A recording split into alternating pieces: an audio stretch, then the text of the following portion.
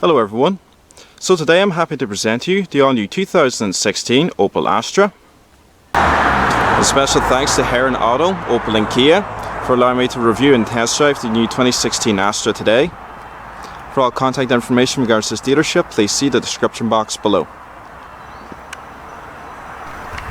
So in today's review, we're going to be looking at the interior of the car. I'll explain how all the features work. We'll also start up, look at the engine, go over the performance data and take a look around the exterior. We're also going to be bringing on a detailed test drive, and we're also going to be taking out a different Astra, a white model, and it's called the SC. Now the reason why we're driving that is because first off it's a different spec, and also because it's got a turbocharged 1 litre 3-cylinder petrol engine, so I'm just interested to see how that performs. So right now we have a Power Red SRI here, which is the sports model, and as you can see all new Astras come with colour coordinated key fobs. Now this one looks really nice and red and very nice design. The Opel badge here locks the car, and the one above it unlocks it, sorry.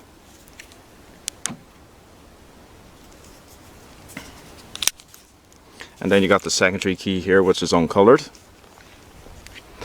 So the SRI, being the sports model, it's got a few different styling pieces compared to a normal Astra. So it's got sportier bumpers.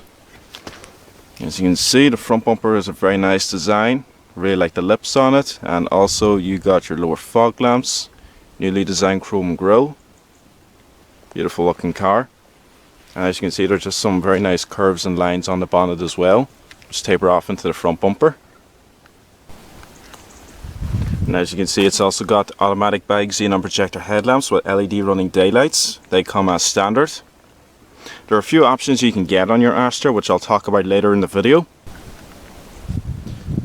So this new generation of the Astra is called the K, and its predecessor was the J, and the one before that I own is actually called the Astra H. So the SRI is one of the sportiest models you can get. There will be an OPC coming out in maybe the next year or two, but for now the SRI is the coolest looking one you can get. And it also comes with these lovely 17-inch aluminium 5-spoke alloy wheels. Really nice design. And also you got your SRI badging on the front wings, as well as your front quarter windows for increased visibility. It looks excellent in this Power Red colour. And if we come over to the boot, see just how much room there is. It's actually a very spacious boot, so it is. It's got 370 litres of room. I've got some filming equipment in there, but as you can see yourself, it is pretty good in size. And also with the rear seats folded, they go down completely flat, so you have a lot of extra space. And then just underneath the boot floor you get a space saver wheel.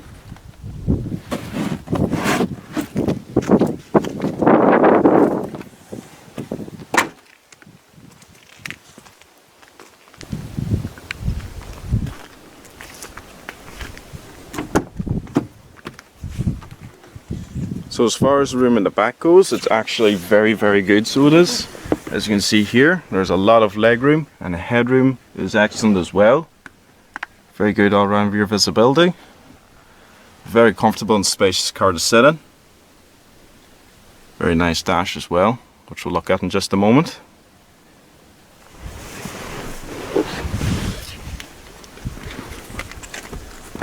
It's also got a shark fin antenna, as well as this very nice satin silver trim going across the windows. Tapers off into the front.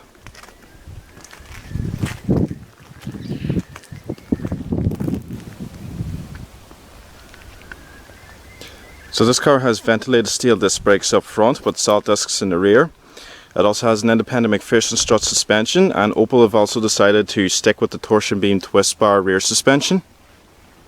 Now most other manufacturers do upgrade to the multi-link over time, but Opel seems to be sticking with the torsion beam for whatever reason. But I can assure you, I have driven this car a few times now before I start filming today, and I'm very happy with the ride quality, but we'll talk about that later on in the video.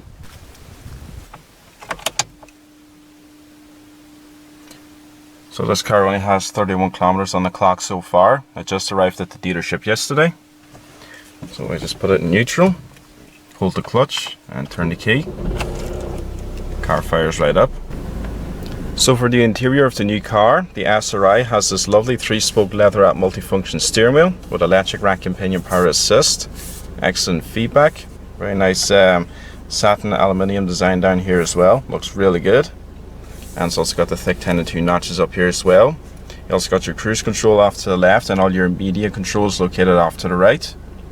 And also it's got this very nice digital trip computer. If I zoom in, hopefully the camera focuses, which I don't think it will.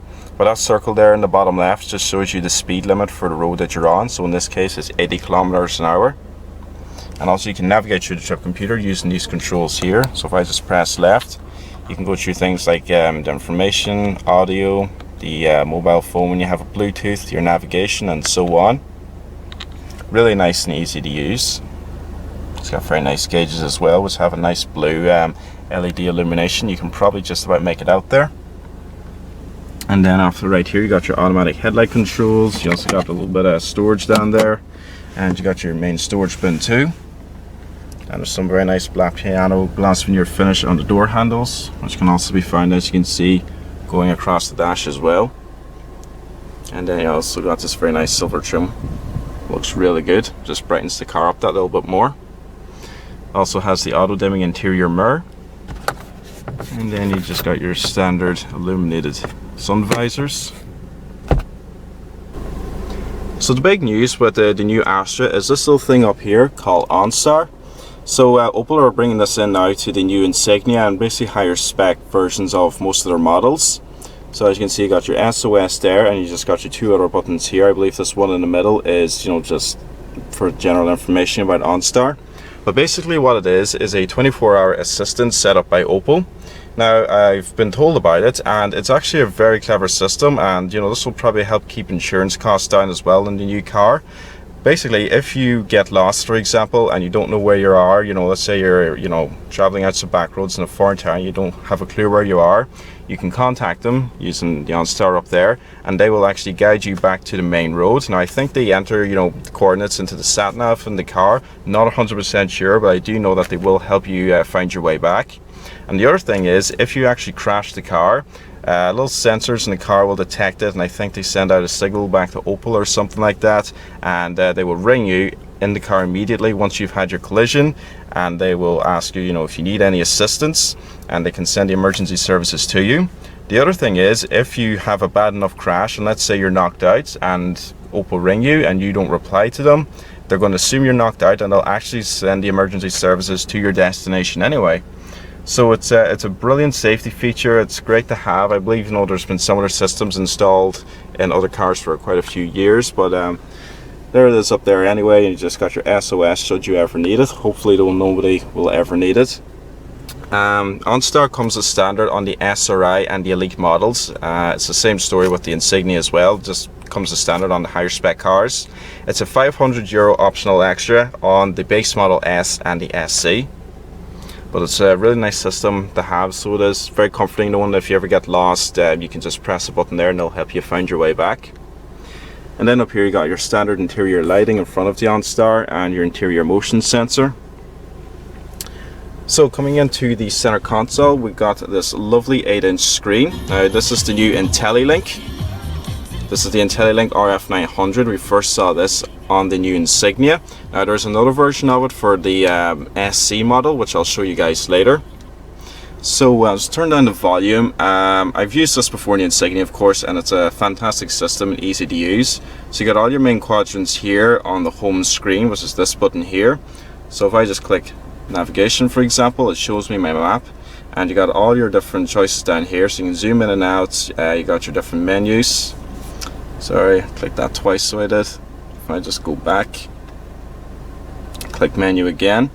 So you got your different selections here. You can look at your current location. You can adjust, the map view, the navigation voice, preferences, everything you can think of. You can adjust from here. And if you go back again, you can enter in your destination. So your address, recent destinations, find out where your friends are in the contacts when you have your phone Bluetooth, points of interest, and so on. It's a wonderful system, and I've used it before in the Insignia. As I was saying, I actually tested it out. I tried to get the Sat-Nav to bring me out to a hotel in La Hesque, and I thought it was fantastic. But it's really, really nice. So it is. If I just zoom out here, you can see, just gives you a very big image. So other things, if I just click into the home, when you have your phone Bluetooth, when the car's stopped, you can actually read your text messages. Now for obvious reasons, the car won't let you read your text messages when you're driving, because of course that is distracting and you're going to crash and then you're going to need your OnStar. But yeah, when you have your phone Bluetooth, you can read your messages when the car is stopped, and you can make your phone calls, and you can play music through it as well from the media setting. So what other things have we got here? If I go into the audio, the sound quality is very good. Not too bad at all. You can browse your stations. You can also select again the phone and the Sat-Nav and text messages from up there. So I really like the new IntelliLink system. It's nice to use. It's a good size screen. I like the touch screen in it itself. It's not too bad at all. And also when you have your phone connected, you can actually project the images that you see on your phone onto the screen. I've never actually used this before, but it's a really neat feature. As you can see, if I press that arrow, you got your stations there for the radio.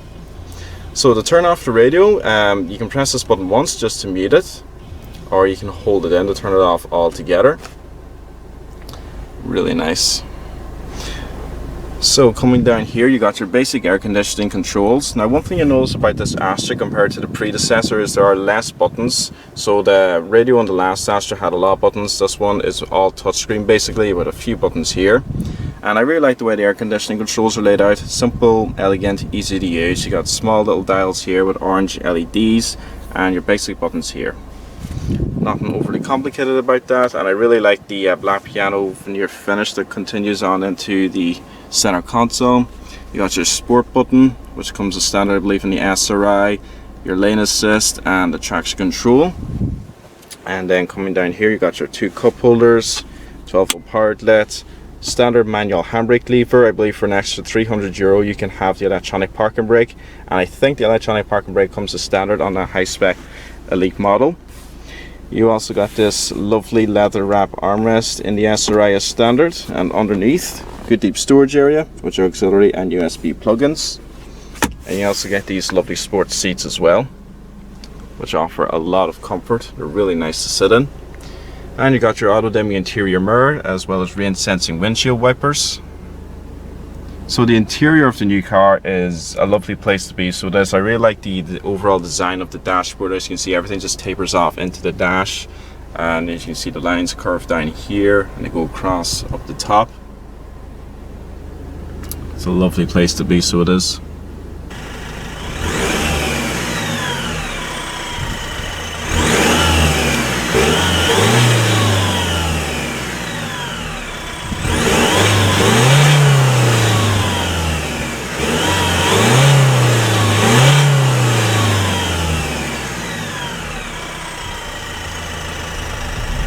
Okay, so we're going to come out to the bypass here and see what the power is like. So foot down in second gear. Wow. Acceleration is brilliant in this car. Wow, and that's 100 kilometers an hour. And then to fifth. It's brilliant, so it is. Now the acceleration of this car is fantastic, so it is. It's got a wonderful turbo diesel engine.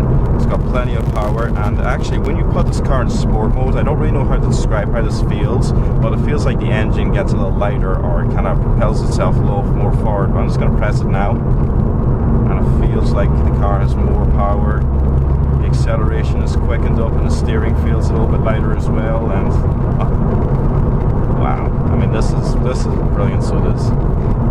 And the funny thing is, this isn't even the fast model. I mean, you can get a turbocharged 1 litre 3-cylinder, that's going to be driving later. That's got 105 horsepower or thereabouts. You can also have a 1.4 litre, which has about 100 horsepower, and then you can have a turbocharged 1.4 litre, which has 150 horsepower. So that car is going to be an absolute rocket, so it is. And the best thing is, all these engines are going to return excellent fuel economy. You're going to be able to get over 40 mpg in all of them, I'd imagine. So other things I want to talk about. So this car is only after being released. I'm probably one of the first people I'm going to go to drive it here. Now we're still going to be doing their own open day for this car, I think someday next week. Yeah, so there's not going to be many of these on the road until January. As I was saying, most people are going to be waiting until 2016 so they can get the new 161 plates on the car. There's going to be a 3-door GTC, a 4-door saloon, and a 5-door state model coming at some point next year. They usually release those different variants the year after the 5-door hatchback, so they do. But for now, this is what we got, and so far I am loving this new car. There's one thing I've got to tell you. There's Wi-Fi hotspot in this car. Now, it hasn't actually been activated yet. I think one of the salesmen told me it's not going to be activated until like another few months or something. But basically means that, you know, you can pair your phone with the car and you can surf the internet. Well, your passengers can anyway. Obviously you can if you're going to be driving. But now the new Astra comes with a lot of excellent equipment on it as standard. It's very, very good. Okay, so we're still in sport mode. We're coming out to the other half of the bypass now. In 3rd gear, put our foot down and just see about this power once more. And there it goes, just over 2,000 RPM. I believe it's more like 2,200. The power kicks in and you are off.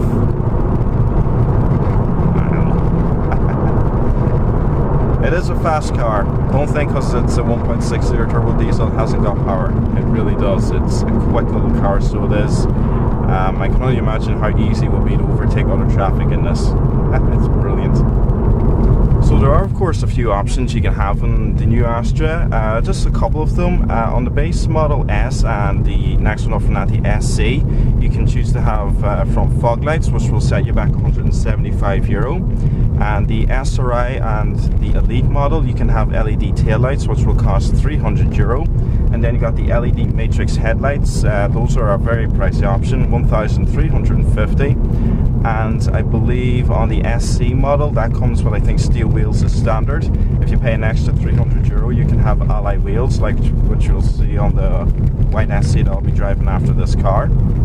So we're just coming into the first set of back roads that I always take. We're coming up to right-hander gear, in the car in sport mode, and the car just glides around these corners so effortless. And you got a massive burst of power when you put your foot down. I mean, this is one of the nicest cars I've driven in a long time. I've driven a lot of comfortable cars over the years, but this new Astra, the suspension in it is so well sorted out. I mean, I'm going over a bumpy stretch here, and you can barely feel it in the car. The suspension just absorbs everything. It's fantastic, so it is. So before we finish up the review, we're just going to switch over to the white SC now, and I'll show you guys around that car very briefly. So here we got the SC, the next one up from the base model S. It's finished in a colour called Summit White, and as you can see, it doesn't have the front fog lights. Those are the €175 option, but it does have the €300 optional alloy wheels, which look really nice. I believe these are 17 inches in size.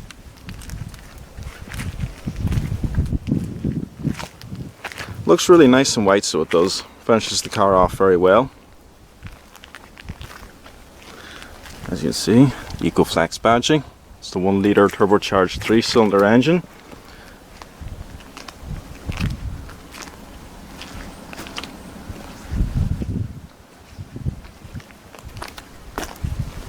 So we'll take a look around the inside and I'll just show you some of the differences between this and the SRI we were just out in.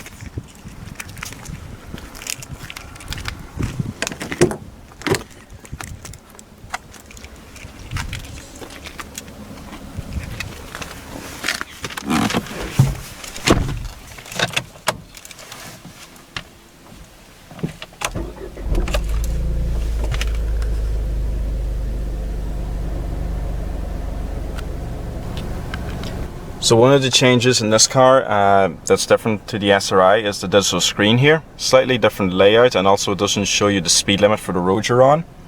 And also the steering wheel, it's not a leather wrap, it's just a soft touch material. It's still nice, so it is, and nice to use and feels grand in your hands as well, but obviously the leather wrap does feel different. And also it's got the controls from the previous Astra. As you can see, they're slightly different. The ones in the SRI were newer, more modern ones.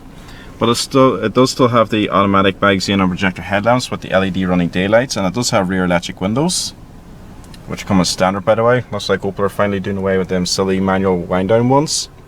And also this one has not been equipped with the OnStar.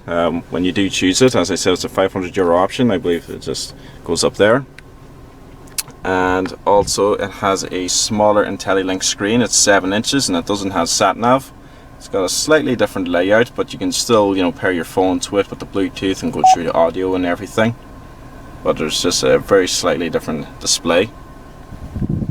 And also it's just got silver trim here instead of the black piano glass veneer finish that we found. And also I found that my iPod sits very nicely in there, so it does. And down here you got these two buttons. This one is for the start-stop system, and you got your traction control, and also doesn't have the center mounted armrest. So you got the auxiliary and USB jacks exposed and a small storage place down there that fits my GoPro remote very nicely. And it's just got the standard seats as well, which are very comfy. And also the sun visor doesn't have a vanity mirror either. But you know, apart from those little things, it's still decently well equipped. I mean, you still got cruise control, you still got Bluetooth, you still got air conditioning.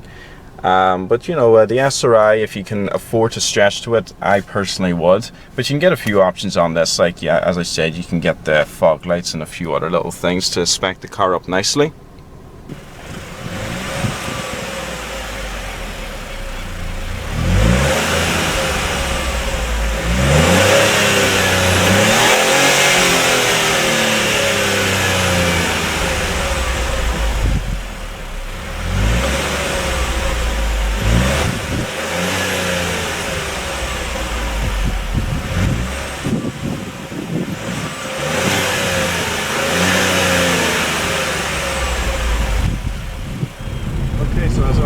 This car has the turbocharged 1-litre 3-cylinder petrol engine.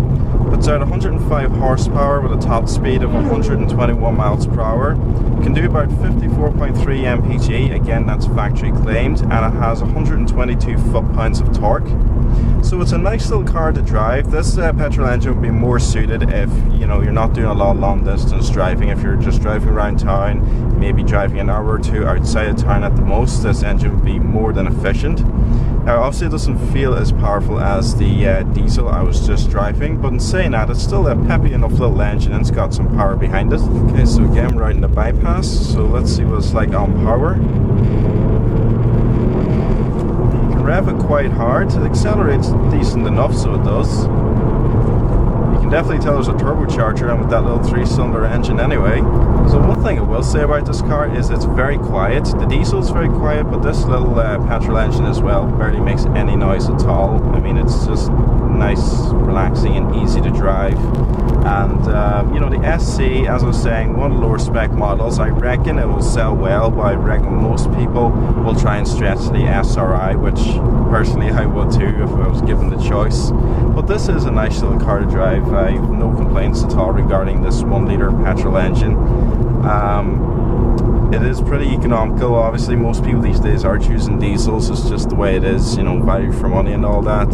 But as I was saying, if you're living in a town and you just want to drive to and from the shops, just needed a car to get around, this 1-litre engine will be more than sufficient. Okay, so now we can test it. I'm just going to overtake this car in 3rd gear and no problem at all. Easy enough to overtake that little Toyota Yaris. So, you know, the little engine does have decent enough power, so it does. But anyway, I'm just going to cut back now to the SRI and we're going to conclude today's review.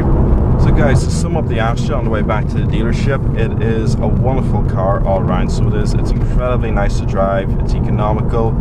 This 110 horsepower diesel is plenty of power. It looks really good inside and out. I love the interior of this car. It's clean. It's very easily laid out, so this basically it's got less buttons on it than the last car. Everything's just simpler and it's very user friendly, so it is. I really can't fault this car if I'm honest with you guys. It's really good to drive and I like it. Highly recommend it. Without a doubt this is going to be a massive seller. And also, just to run through the range very quick, it starts with the base model S, the SC, the SRI and the Elite. Now with the outgoing Astra there was an SE model which was sitting below the Elite and just above the SRI. They've dropped that for the new car, but I mean, it comes with so much standard equipment on it as well, so it does. It's such a well-spec car. But anyway, I'm going to have all the, you know, pricing and whatnot listed in the description box below for you guys to check out. So thank you very much for watching and I'll see you again next time.